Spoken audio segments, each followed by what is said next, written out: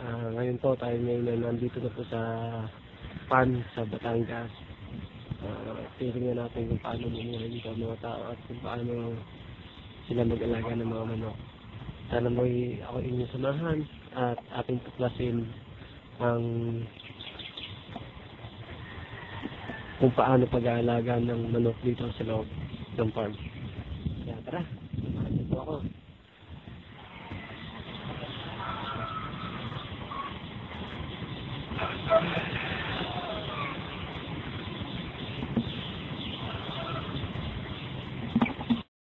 Ngayon po ay nakapasok na tayo sa loob ng farm. Kakasapin natin ang kalimutan dito para magbigay lang ng ibang counting tips kung paano ba talaga mag-alaga ng manok dito sa farm. At kung paano nila napaganda ang manok nila, kung paano sila nakakakuha ng mga pagkain. Magana ng mga itlog ganyan. Titingnan po natin kung paano natin sila paano tayo matututo mag-alaga ng manok dito sa farm. Kaya sana po, samahan niyo ako at ating tuklasin ang mundo dito sa loob ng farm. Maraming po salamat.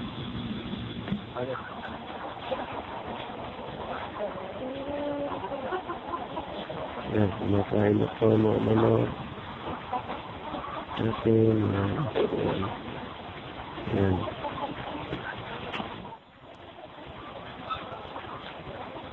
Dito po sila nangingitlog. Yan nangingitlog yung mga yan.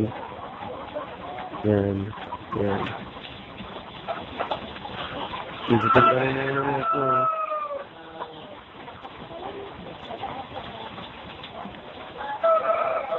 Dito na po sa loob ng kanilang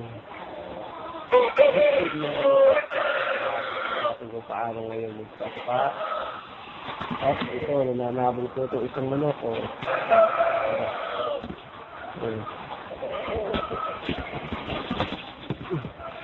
Nananabong, ayan.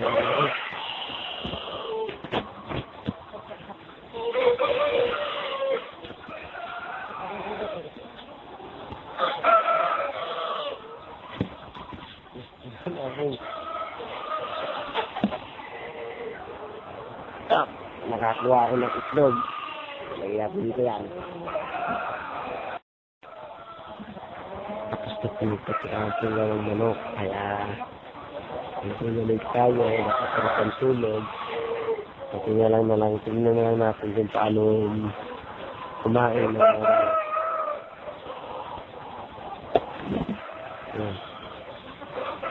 Tingnan ko sila kumain.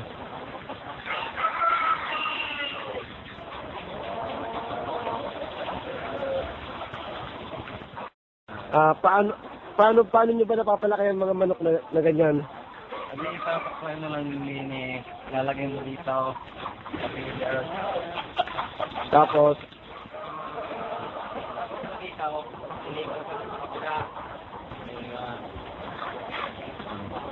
Yun. Anong oras nyo naman pinapatuka itong mga manok? Alas 3, hindi naman pipiding late yan. Kailangan na sa tamang oras. Tapos? Pag napatuwa ka, kailangan tingnan mo muna yung tubig. Alin tubig nyo? Dito sila nainom? Diyan po sila nainom ng tubig. Titingnan mo yan. Kailangan bago mo patuka, titingnan mo yung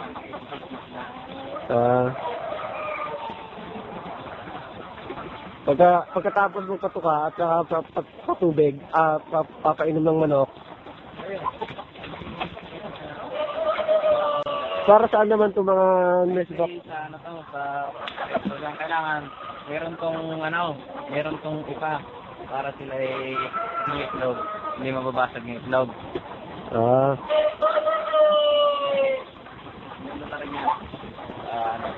Ilang building naman itong anong to?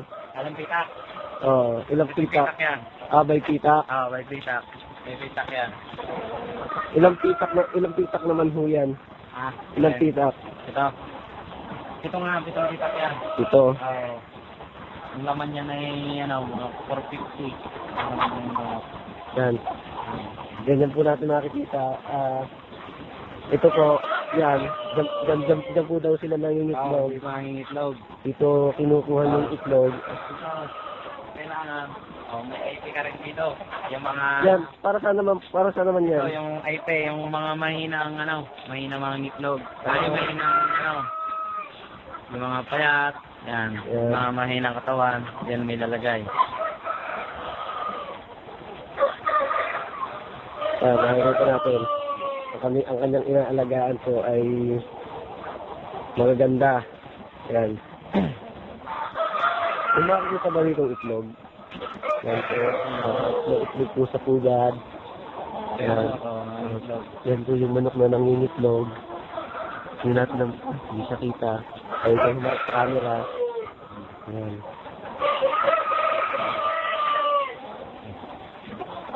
Yan po yung itlog na manok na nangingitlog. At may itlog na po siya. Ayun o. Mainit pa ho. Ayan.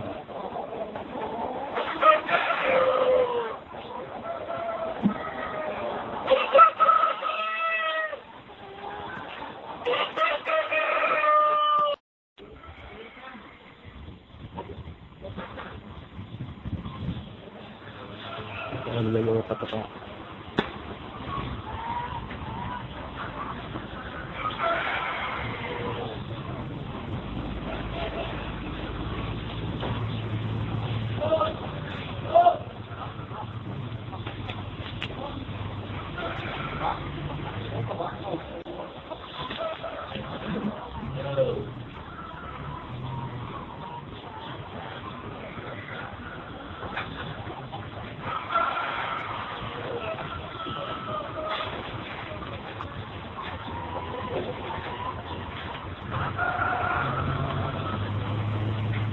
Dito po, nangingitlog ang manok.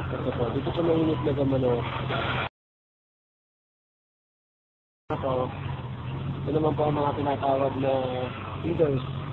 Ito naman po ay waterer na kung saan nainom ang mga manok. Yan.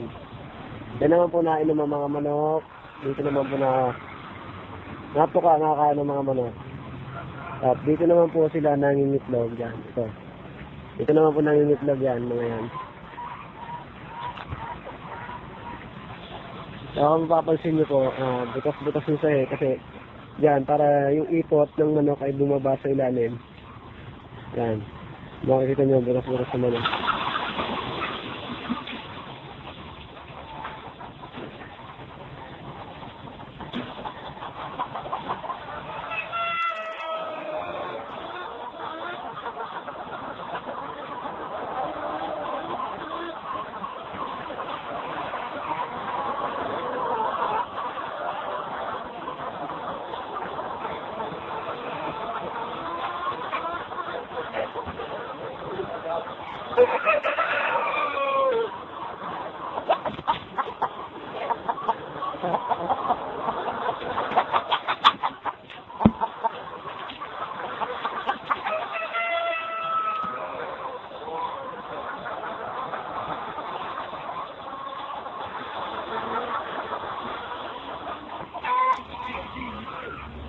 Yan, kung makikita nyo po ay yan ang style ng pangungulekta rito. Bawat pugad po ay may itlog at kanilang kinukuha po yan ng mano-mano. Ano po. Kung makikita nyo, pinupulot niya lahat ng itlog na nakikita nyo sa pugad at yan. Hindi ho biro ang trabaho ganito. Napakahirap po. Aking sinubukan ng trabaho ganito, hindi ho basta-basta. Dahil hindi lang ho tuka ng manok at sabong ang inyong aabutin, kundi at hubuslot sa mga sahig ng mga butas. Yan po ang aabutin natin. Kaya kailangan ho ay masigasig na pag-iingat. Ang kailangan po sa pangungulekta. At kailangan hindi rin po sila nababasagan ng itlog Dahil oras na nabasagan, ito po ay hindi na makikisa at hindi na may ano sa kanilang pagdadalhan.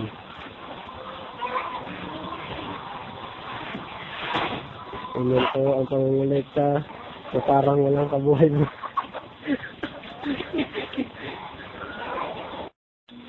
Yan, dyan, kung makikita nyo, dyan po nila nilalagay ang mga itlog para pausukan. Yan. Hindi ko ito, pinuusukan po nila ang mga itlog para ito ay pag napisa ay maganda. Yan, yan po ninyo nakikita. Papasok naman po tayo ngayon dito sa loob. Dito, nakikita natin dito ho. Ay, yan po si Park. Yan po si Gino po siya. Yan po si Gino. Naglilinis po siya ng itlog. Pinaklasify po niya. Pinipili niya ako ngayon malaki, maliit. Para naman sa ganun. Pagdating po nun sa hatchery ba yun? Sa hatchery, doon po nila pinipisa yung mga itlog at para maging sisiw po. Yan. Yan po. Pagka may konting dumi, pinupunasan. Sa gano'n ay kita ang malinis ang itlog. Yan. Ito po ang dumi. Dumi. Yan po. Tapos ito po ang mga itlog na pagka po may crack na katulad niyan, pag may crack na ganyan, yan po ay ibig sabihin po na ay hindi na napipisa. Yan po. Kahit maliit na crack lang, hindi na po napipisa yan. Yan po. Nakikita po natin kung paano niya nililinis at kung paano niya sinasalansan na ayos ang mga itlog na dinadala dito para dalhin naman sa hatchery. Yung itlog yan ang mga galing yan doon sa mga building na kung makikita niyo sa video kanina na yung mga itlog na yan ay galing doon sa building na ating binidyohan at doon po natin na kita kung paano ng itlog ang mga manok. Napakarami po silang itlog. At hindi po natin akalain na sa isang araw pala ay ganoon karami mga itlog ang mga manok na yan. Sa dami ng itlog manok, tuloy nyo sa isang araw, ang kinokolekta nila ay 1,000 at 600 na higit po. Depende po yan sa kinokolekta ng mga plakman po. Yan, dyan po natin nakikita.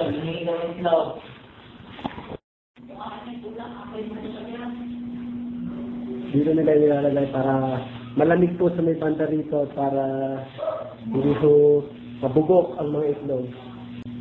Yan, kung makikita nyo, napakarami pong itlog dito at kanilang mga kinukolekta.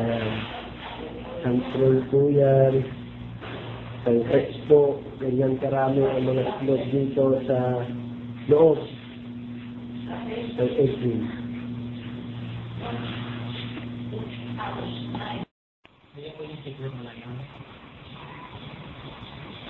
Bilang mga katiwala ng may-ari ho nitong panto, ano ho ba ang mga pwede nyo ibigay na tip o kaya payo para sa aming para sa mga iba pa namin malaman sa sa mga pag-aalaga po ng manok?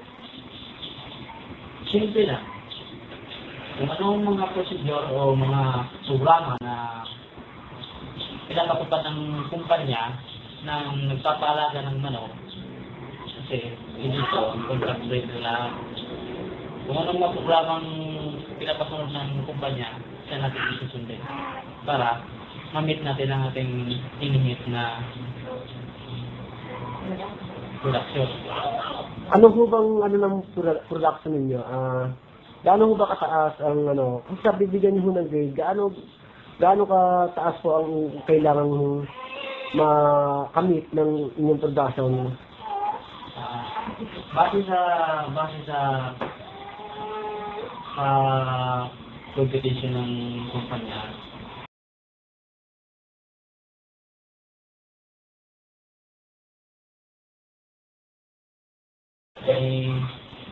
ginagawa namin ng paraan, sinusunod namin ng bawat tunay pinapatupad ng kumpanya para mabit yung ngiti. Kung mas maganda pa, may hitan ng ngiting niya.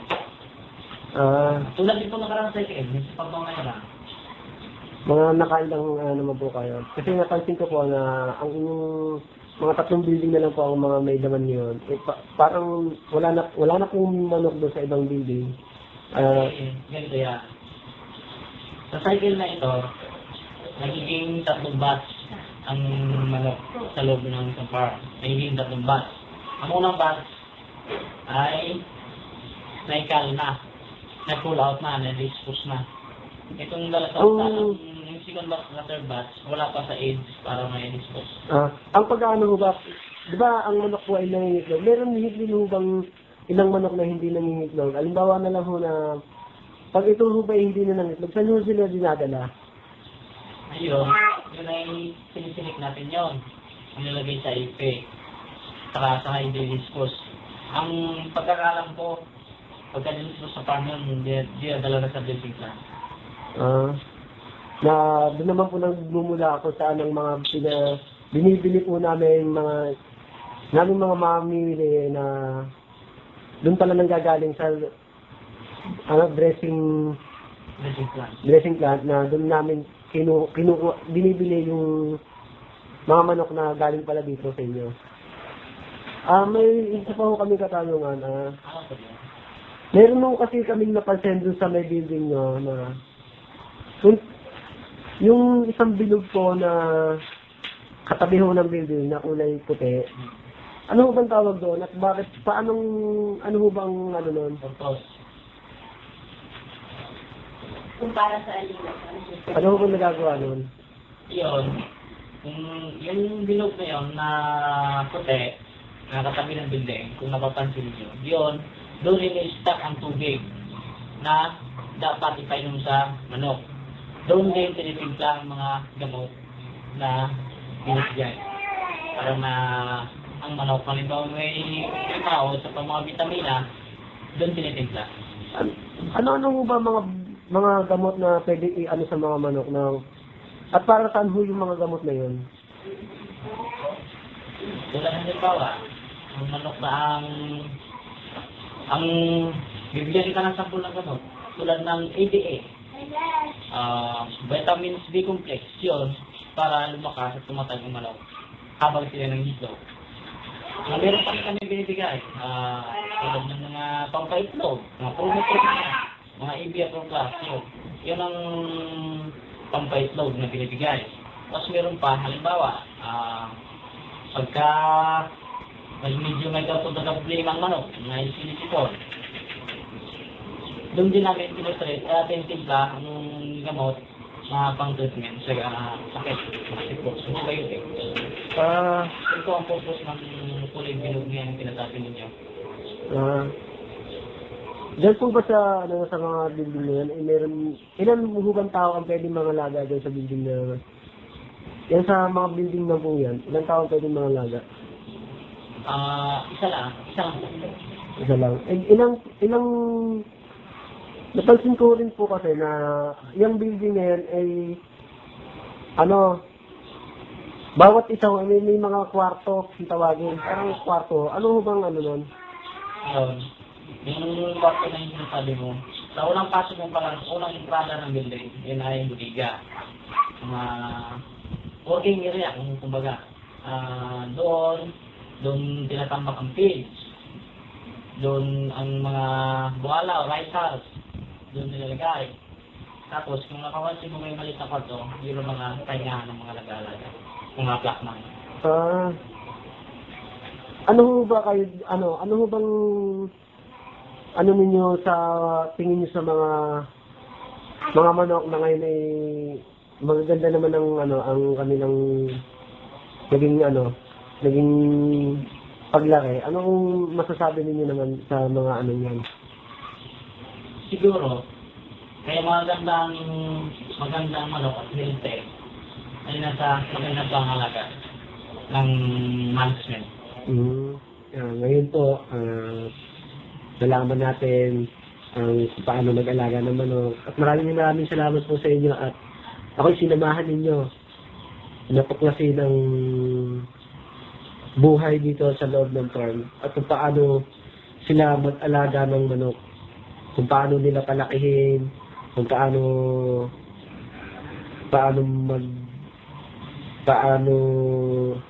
mangolekta ng itlog, yan. Kaya sana bigyan natin ng halaga dahil hindi po ganun kadali ang pag-aalaga ng manok. Yung mga binibili natin sa palengke ay galing po yan dito na kanilang inaalagaan. At nakakasiguro po na ang mga manok na yon ay walang sakit kasi dito pa lang sa loob ng farm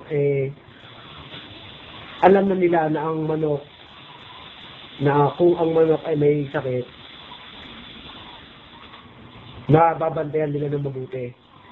Hindi po ganun kadali na basta lang magpapasuka, magpapainom, ayun na, nabubuhay na yung manok. Hindi po ganun. Dahil marami pa hong proseso ang ginagawa para maging malusog at maganda ang pangangatawan, ang manok po dito sa loob ng farm. Kaya naman, maraming salamat po at ako'y sinamahan ninyo dito sa pagtuklas sa loob ng farm. At sana po marami kayong nalaman at may natutunan kayo dito sa aking kwento na hango sa loob ng isang farm. Kaya po, maraming salamat po. Hindi po tulad ng sa Facebook na yung tinatawag nilang farm bill. Hindi po ito katulad noon kasi dito po ay talagang mano-mano ang kanilang ginagawa. Doon po sa farm bill, click mo lang, yun na kagad, buhay na, balikan mo, magbubukas ka na ng buhay na kagad. Hindi po dito. Dito napakahirap po ng ginagawa nila. Subukan ko po ito na mag-alaga ng manok. Kaya naman masasabi ko na hindi talaga basta-basta ang pag-aalaga ng manok. Hindi lang po talaga. Sana po may natutunan kayo sa akin may kwento. Thank you po.